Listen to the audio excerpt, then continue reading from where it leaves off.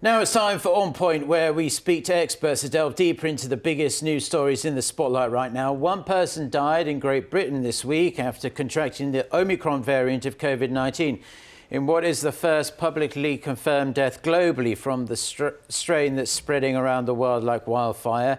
Britain's health secretary also warning Londoners that Omicron will become the dominant variant in the capital within the next day or two. Other European countries and capitals echoing similar warnings.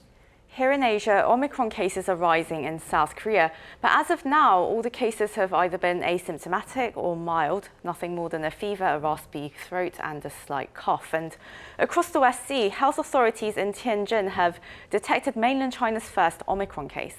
For more on where we stand globally in regards to the pandemic, we are joined by Ben Cowling, Chair Professor of Epidemiology at the University of Hong Kong.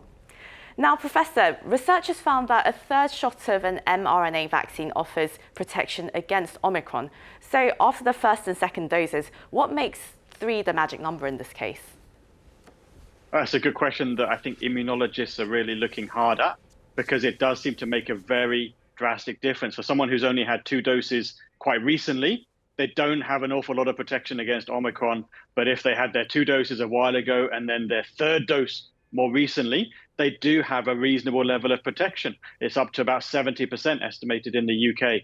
So I don't understand exactly why the third dose makes such a difference.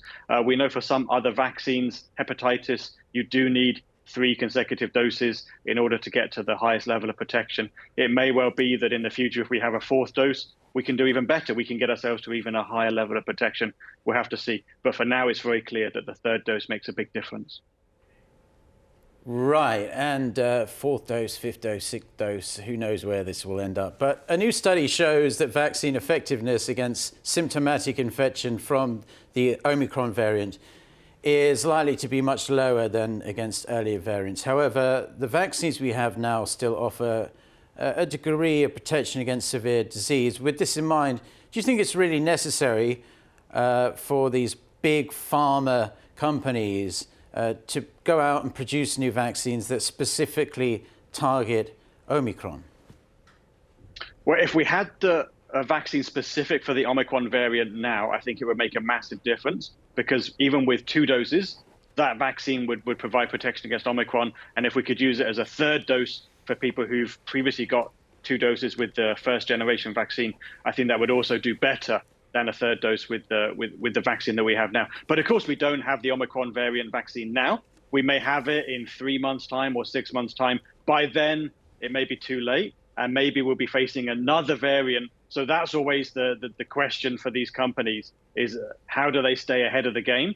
If they produce the vaccine now for the strain that's circulating now, there's going to be that lag, and it's not clear that for the next variant, the Omicron vaccine would be better than another strain, which may be the one they're already making. So that's what they'll be weighing up. But I think it would be very valuable to make progress on such a vaccine, because it may well still come in useful in 3 months' time.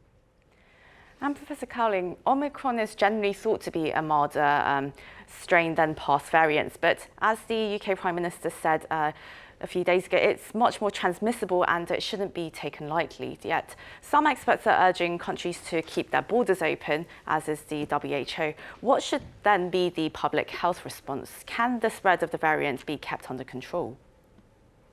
Well, in terms of the severity, if there were the same number of cases of maybe Delta and Omicron, there'd be less serious cases among the Omicron group, because on average it's slightly milder on an infection to infection basis. But because, as you mentioned, Omicron is more transmissible, we're actually going to have more Omicron infections than we would have had with maybe Delta. And also because of the thing you mentioned, that it can evade a little bit of the immunity from vaccines. So that means even if it's slightly milder, we may still see a higher health impact in total of Omicron, because there's more cases, even though on average each case is slightly milder. As for the control measures, it's very clear that travel measures will not stop Omicron from spreading globally. They may slow it down. So the measures that you have in Korea, the measures we have in Hong Kong, will delay it from entering our country, our cities, but they won't stop it completely. And they may not delay it for that long. And that's why the World Health Organization has said so much about how travel restrictions have very limited value in the fight against COVID and against new variants. What are needed are likely to be domestic control measures. Now, Professor, I don't know what it's looking like in Hong Kong right now, but here in South Korea, we're stuck in this pretty difficult situation because running out of hospital beds, the specialized ones that are needed to treat the seriously ill, despite the fact more than 4/5 of the population have been fully vaccinated. So I suppose my question is, what, if anything, can be done to prevent this getting worse and the health system in South Korea and in other countries just completely overheating? Well, the first thing is vaccines. We know that most of the people in hospital with COVID are older people. There are some young people, but generally it's older people. And if third doses can be given up to a higher coverage in the eldest first, and then going down to the people 70s and 60s and even 50s, that will make a massive difference. And the quicker that can happen, the better. And then the World Health Organization have been very clear that vaccines on their own are not enough. And it's quite likely that some public health measures will be needed to slow down the spread of Omicron, to spread out the cases over a longer time period. Now it's probably not worth trying to get cases all the way back down to zero and hold at zero.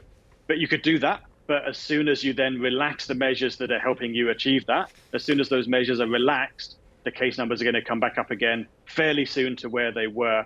And so you're only delaying the whole thing. You're not really having an ultimate effect on the size of the epidemic. So slowing the epidemic down is probably the way to go. And that's with vaccines, especially third doses, but also bringing back probably some more stringent public health measures for this winter. Professor Cowling, as always, a pleasure to hear your insights, and thank you for joining us this morning. Thank you.